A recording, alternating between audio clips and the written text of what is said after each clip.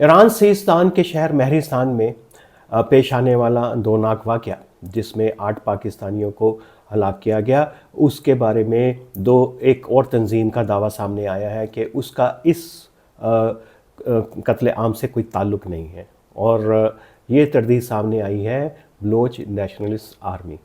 की तरफ से। और उसके बाद एक भाम पैदा हो गया कि भाई ये इसके पीछे है कौन,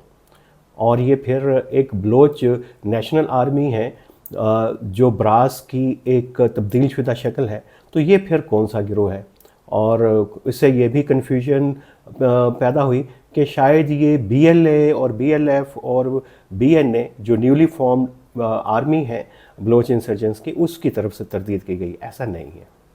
इसके ऊपर हम बात करेंगे। और इसके साथ नैरेटिव्स विद आमिर राना में आज हम बात करेंगे जो सरदार अख्तर जान मेंगल की सरबराही में कॉन्फ्रेंस हुई और उसमें कुछ करारदादें पेश की गई, उसके ऊपर भी हम बात करेंगे कि उसके क्या कॉन्सिक्वेंसेस हैं और कितनी वो कामयाब रही और उसका कोई इम्पैक्ट हो भी पाएगा या नहीं। लेकिन सबसे पहले हम बात करेंगे कि ये असल में मुद्दा क्या है, ये कौन है BNA, ये क्या 2 BNA हैं या एक ही BNA है। ये बुनियादी तौर के ऊपर जो BNA है जिसको बलोच नेशनलिस्ट आर्मी कहा जाता है, इसको बलोच रिपब्लिकन आर्मी और बलोच रिपब्लिकन गार्ड्स से मिलके ये एक तंजीम बनी थी। और इसके सरबराह थे गुलजार शम्बे, और उसके बाद इसके सरबराह बने थे सरफराज बंगल रैंग। ये बनी क्यों थी और ये टूट क्यों गई, ये भी एक बड़ी दिलचस्प कहानी है,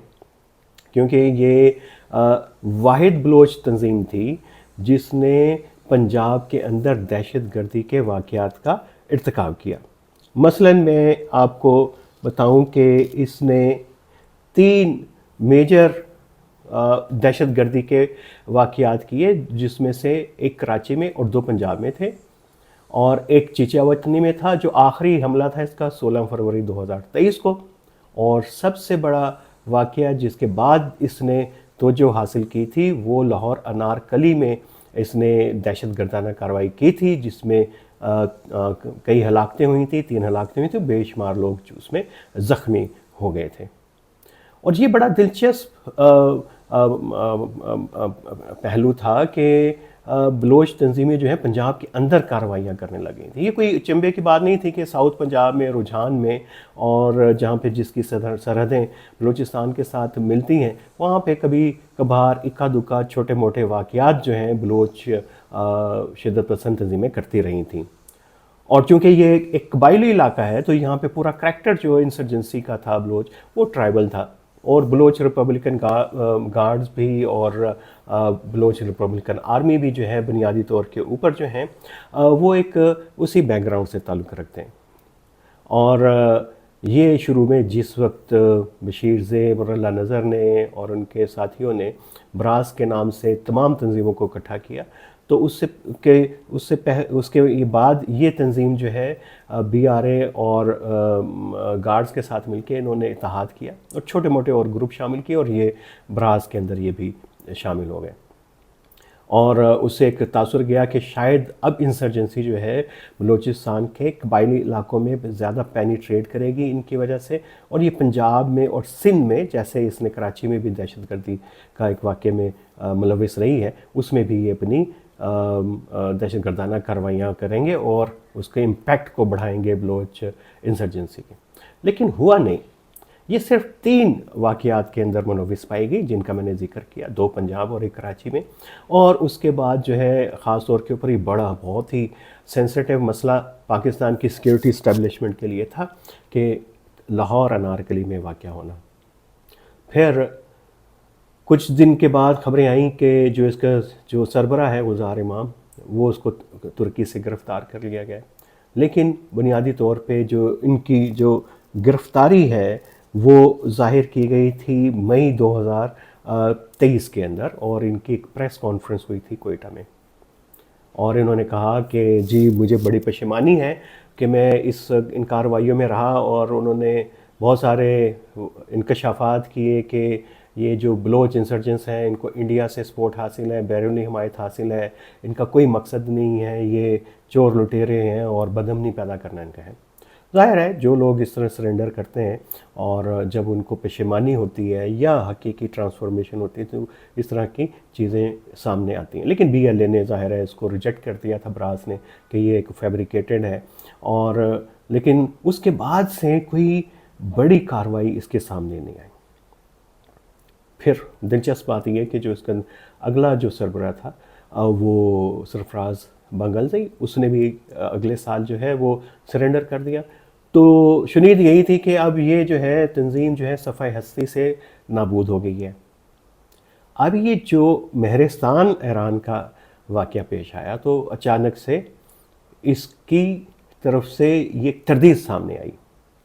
اس سے اندازہ ہوا کہ شاید اس کا بچے کچھ عناصر کہیں نہ کہیں پہ موجود ہیں، وہ کہیں بہت زیادہ آپریشنز میں انوالو تو نہیں ہیں، نہ وہ B L A B L F lead جو الائنس ہے براس اور بلوچ نیشنل آرمی اس کا حصہ ہے، لیکن کہیں پہ یہ ایگزسٹ ضرور کرتے ہیں،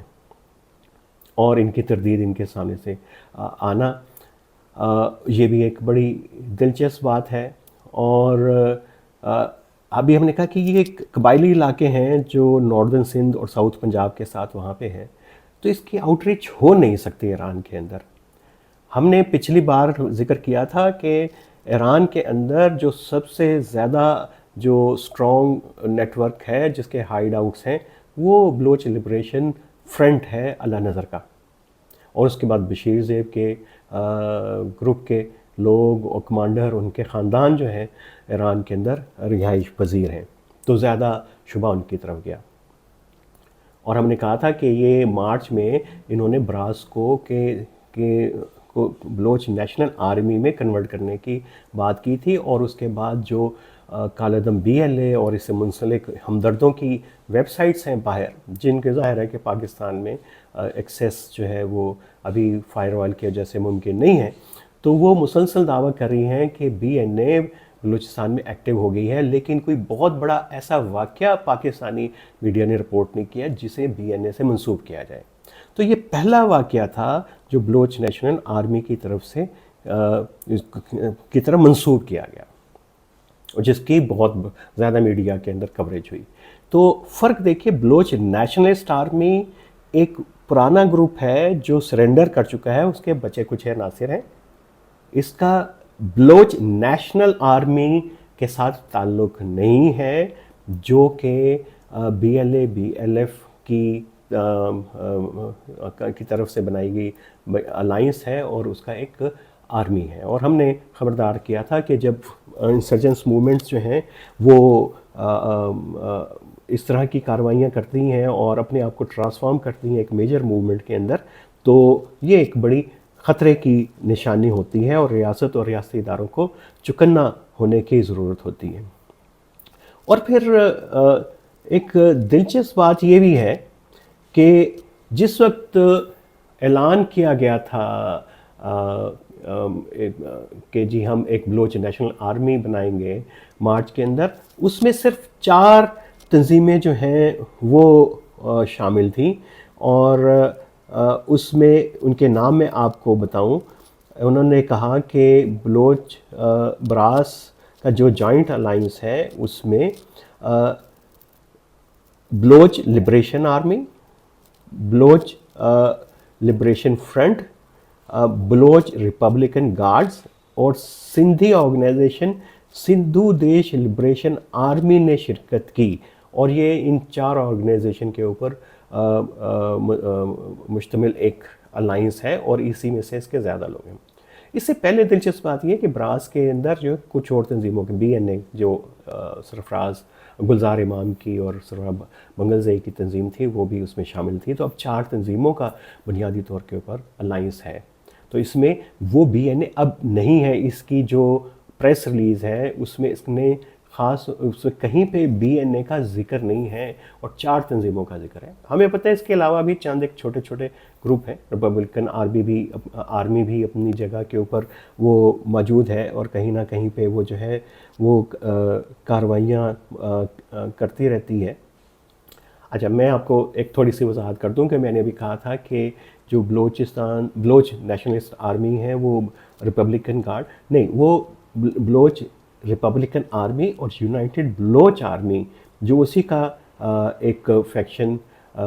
تھا، تو اس سے کے اوپر مشتمل یہ ایک تنظیم بنی تھی. تو یہ ایک بڑی ابہام دور کرنا بہت ضروری تھا، کیونکہ اس سے ایسا محسوس ہوتا ہے کہ شاید بی ایل اے نے اپنا ایجنڈا جو ہے وہ پنجابی اور غیر بلوچی جو پاکستانی ہیں ان کو ٹارگٹ کرنے کا، سویلینز کو ٹارگٹ کرنے کا ختم کر دیا. ایسا نہیں ہے،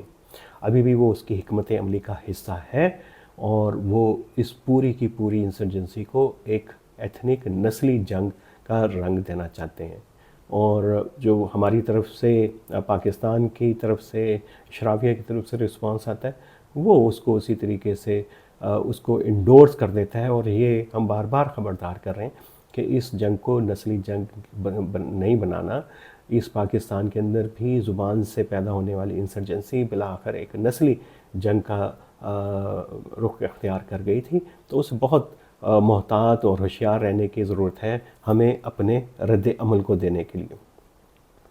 چلیں جی، اب ہم بات کر لیتے ہیں. اور ہم نے آپ سے کہا تھا پچھلے ایک پروگرام میں کہ ہم دیکھیں گے کہ اختر مینگل صاحب کی BNP مینگل جو ہے، ان کی جو ایک آل پارٹیز کانفرنس تھی، اس میں ہوگا کیا. اچھا، اس کے اندر جو کل وہ کانفرنس ہوئی، اس میں کوئی 9 کے قریب جو ہیں قراردادیں جو ہیں وہ پیش کی گئیں. اور سب سے پہلے یہ کہ اس میں جمعیت علماء اسلام کے اور نیشنل پارٹی کے دونوں فیکشنز، عوامی نیشنل پارٹی، جماعت اسلامی، پختون تحفظ movement, national democratic movement, Majlis Wahdat ul-Muslimeen, JUI Sherani faction, Balochistan trader association, Balochistan national party عوامی، جمہوری وطن پارٹی اور چھوٹی پارٹیوں نے شرکت کی. اب ہم نے دیکھا کہ اس میں JUI کی نمائندگی تو ہے جو بلوچستان کی ایک اہم پارٹی ہے، لیکن جو حکمران پارٹی ہے پاکستان پیپلز پارٹی اور اس کی اتحادی پاکستان مسلم لیگ نون، جن کی وفاق میں حکومت ہے، وہ اس میں شریک نہیں ہوئے. تو اس سے آپ کو اندازہ ہو چکا ہوگا کہ یہ کتنی محتاط ہیں، اور یہ نہیں چاہتی کہ طاقتور اسٹیبلشمنٹ کو کوئی ان کی طرف سے نیگیٹو پیغام پہنچے اور تاثر پہنچے. تو انہوں نے اس میں شرکت گوارا پسند نہیں کیا. تو یہ ایک بڑی اہم پیش رفت ہے اس کے اوپر. لیکن کئی جو قراردادیں ہوئیں اس میں مسنگ پرسنز کے حوالے سے بھی ہیں، اور اس میں دو بڑی اہم چیزیں ہیں. اس میں ایک یہ کہ بلوچستان کا مسئلہ جو ہے سیاسی ڈائلاگ سے اس کو حل کیا جائے، اور پھر یہ کہ تمام سیاسی قیدیوں کو رہا کیا جائے. اور اس میں ظاہر مہرنگ بلوچ اور بلوچ یکجہتی کمیٹی کے لوگوں کے علاوہ انہوں نے خاص طور پہ ذکر کیا ہے پنجاب، KP اور سندھ اور کراچی میں جہاں جہاں پہ بھی جو سیاسی قیدی ہیں، اور وہ بھی ان کے نام کے ساتھ PTI کے ڈاکٹر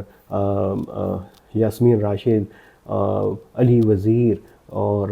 عمران خان کی بھی رہائی کا مطالبہ کیا گیا. تو یہ ایک میرا خیال ہے کہ پازیٹیو بات اس لیے ہے بلوچستان کے اندر ہونے والی کہ اس نے پورے پاکستان کے جو درد کو محسوس کیا، اور مثبت پیغام گیا ہے کہ ہم جو ہے وہ نیشنل فریم ورک کے اندر ساری چیزوں کو لے کے چل رہے ہیں. سوائے اس کے کہ وہاں پہ ایک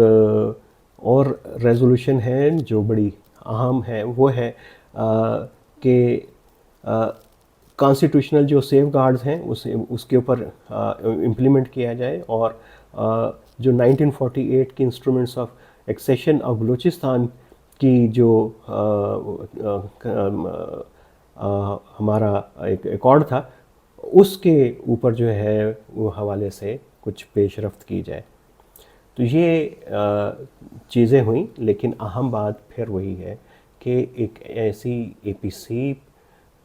پاکستان پیپلز پارٹی یا پاکستان مسلم لیگ کی طرف سے انیشیٹ ہونی چاہیے قومی سطح کے اوپر، اور اس ڈائلاگ کے عمل کو جس کو اختر جان مینگل نے جو ہے شروع کیا ہے اس کو آگے بڑھنا چاہیے. اور یہ صرف ایک محض پانی کی پہلا قطرہ اس کو تصور کرنا چاہیے. اور اگر یہ اس کو ہم آگے لے کے نہیں چلتے تو میرا خیال ہے کہ پھر بدگمانیاں جو ہیں وہ مزید بڑھیں گی. تو آج کا اتنا ہی نیریٹو. تو ہم آپ کو آج شام میں یا پھر کل صبح دوبارہ ملاقات آپ سے ہوتی ہے.